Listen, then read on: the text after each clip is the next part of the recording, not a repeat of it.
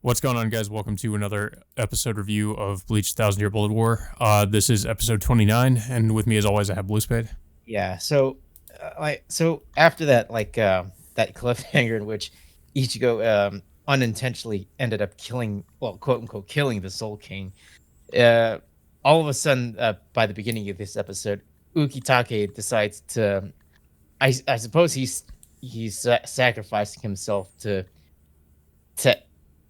at least in a way to keep the Soul King alive to a certain extent, because it's revealed that we've all known, like, over the years, that Ukitake has had some kind of, like, disease over the years, but we didn't even know what it really was. So it's actually revealed that he's had it since childhood, and it's because his parents were praying to this local deity called what was it, Mimihagi, or supposedly it's the right arm of the Soul King, uh, that crashed down to the Soul Society. So so it supposedly it ended up fusing into Ukitaki's body to stop his illness from progressing. But of course, it doesn't technically cure him; it just keeps him from dying. Yeah, I like how in this arc it kind of goes into these flashbacks that reveal certain details about the captains and lieutenants that we didn't really know about throughout the series. I mean, obviously, this goes into flashbacks with Ukitake and also with his relationship with Shinsui.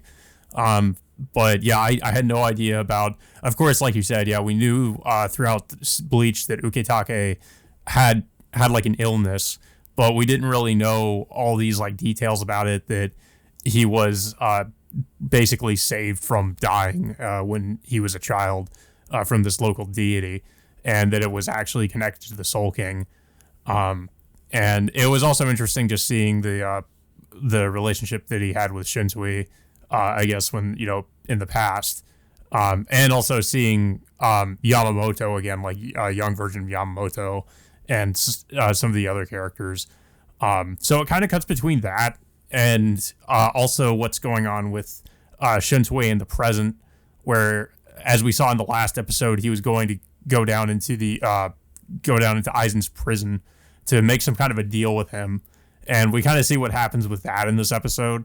And a lot of people, I'm sure, were waiting to see Aizen again, because he's been teased throughout the Thousand Year Blood War arc, but we haven't really seen too much. We've only like seen a little bit of him, but he hasn't really had any speaking lines or anything like that. So in this episode, he finally gets to talk, and it was definitely worth waiting for, just to see Aizen again, because he's about as intimidating and threatening as we remember from the original series. It was interesting how they imprisoned him, where apparently each of these, like, I guess like these threads are connected to parts of himself. Like, one of them is his voice, and I guess other parts of his body that are being supposedly like locked away. So Shinsui like unlocks one of his restraints, I guess, which basically allows him to talk.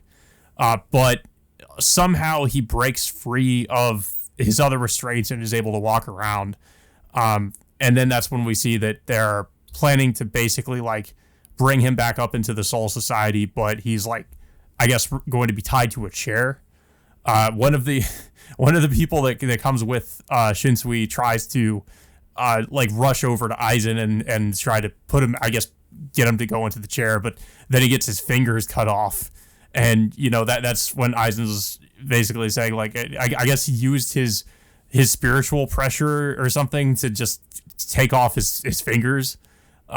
So that I mean, like, even though he's very much, I guess, still like very much restrained in what he can do, I guess he can still do stuff like that. Yeah. It's just that I guess his restraints are very like weakening him to supposedly a significant degree, but even still, he's able to do stuff like that.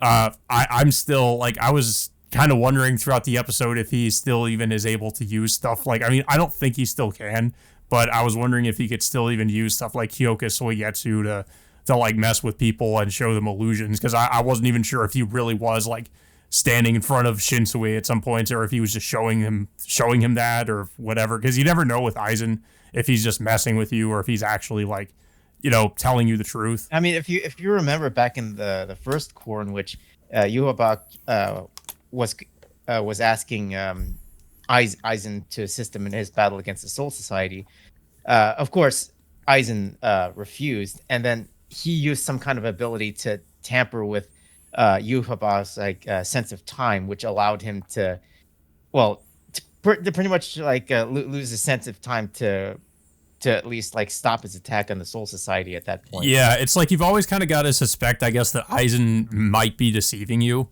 So I don't like.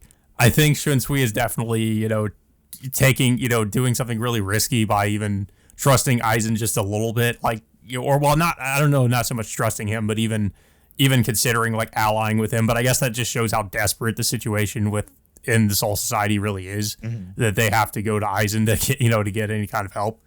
But Shunsui, Aizen basically tells Shunsui he's not interested in fighting for the sake of the Soul Society, and Shunsui is basically saying like, I'm not asking you to do that. So we're not. I don't know if they really reveal anything else about that, but it doesn't seem like.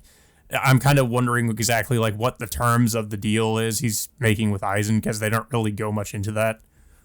Yeah, it's not really. I mean, yeah, it is like a huge risk of, just asking Aizen of all people to help him fight against Yuhabak. So I mean, it's left up in the air whether or not like Aizen will even, make good on his promise to even, I don't know, even willing to help fight against Yuhabak. Yeah, I mean, I would assume that Aizen, whenever the opportunity arises, he's going to basically try to regain his power, or just he's pretty much. I would assume Aizen's the type of character he's going to look for.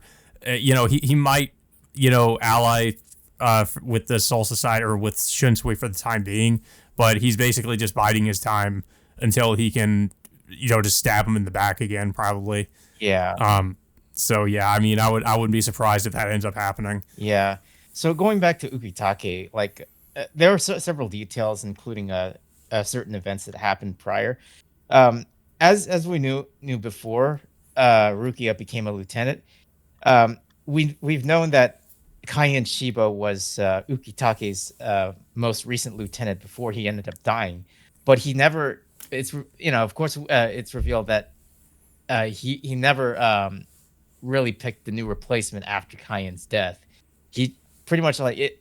Well, not until like he appointed Rukia as his new lieutenant soon after the end of the first series. Yeah, because we cut to him talking with Central 46. And yeah, basically saying you can't not have a lieutenant. And then of course we cut into several different points, including the events of what happened to Yamamoto, and then Ukitake and Shunsui saying their last goodbyes to Unohana, and then cutting back to the present in which Ukitake is willing to sacrifice himself to preserve the Soul King's life, because he feels like that he was that he was saved by what was it, Mimihagi, for a reason. So now he feels like this is the right moment to give his life to preserve the Soul King's life. And then and supposedly he is giving his last wishes to Rukia to look after Squad 13, to potentially at least probably giving his blessing to become the new captain of Squad 13. Potentially, what happens to him if he ends up dying during this process.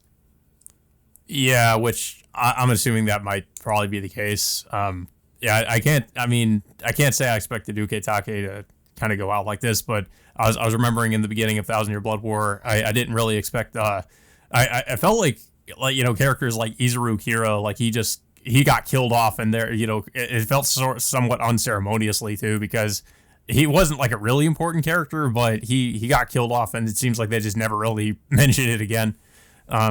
So like it seems like they're definitely at least giving Ukitake a pretty as somewhat of a send off, I guess it seems, with what him kind of like sacrificing himself. It's pretty much to save the Soul King, I guess.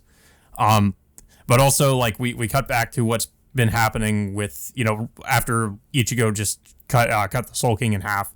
All the Ichigo's friends try to come up with a plan to basically like try to sort of get the drop on Yuhaba, while also trying to get Orihime to heal the Soul King and revive him potentially.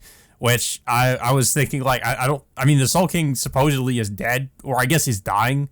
So I don't know. I'm wondering if she's even able to do that. But she does try to do that, and of course it doesn't work.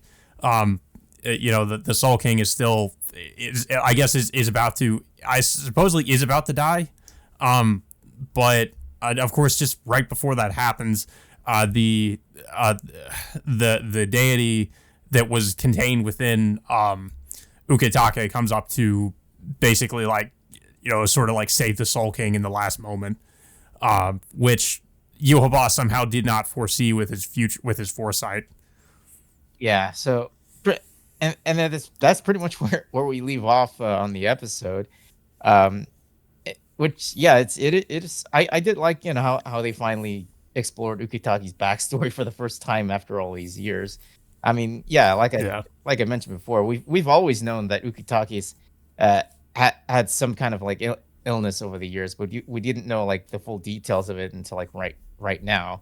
And it's interesting that, like, it's under like very interesting circumstances that that's relating to the Soul King. Yeah.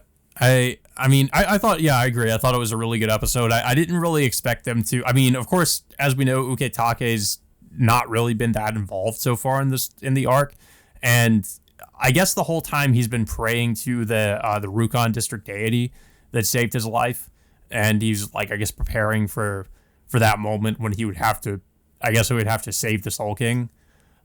So yeah, it was interesting that's where this episode went, and also like, exploring the backstory with Ukitake and also with Shinsui. But yeah, I thought it was a great episode. I'm interested to see where it's going to go from here, because of course I kind of figured that the Soul King wasn't really dead after what Ichigo did. But he's basically, I guess, hanging on by a thread, because he's as long as Ukitake is providing him with I guess that the energy from that deity or whatever, he's that's the only way he's really being kept alive. So yeah, I'm curious to see where it's going to go from here. Obviously, Yuhaba still has something up his sleeve. I'm really curious to see what exactly they're planning to do with Aizen, though. I mean, like we've said, it's really risky to trust Aizen. You really can't trust him. So I'm not really sure what exactly they're going to do with him. I guess it's just one of those cases where, the enemy of my enemy is my friend in a way. Because, obviously Aizen seems to be opposed to Yuhaba. So I guess we'll see where that goes. But yeah, I don't really have much else to say about the episode, though. I don't know if you have anything else to say about it. Yeah, it's still a good episode. I mean, obviously, like, considering that this is the third core out of the four that we're going to be watching, it's obviously like it's not going to end between Ichigo and Yuhaba. I mean, obviously we're going to see I mean, they've been really hyping up the fight between Ichigo and Uryu even before the season this core started. So we're mostly going to see that fight happening sometime soon.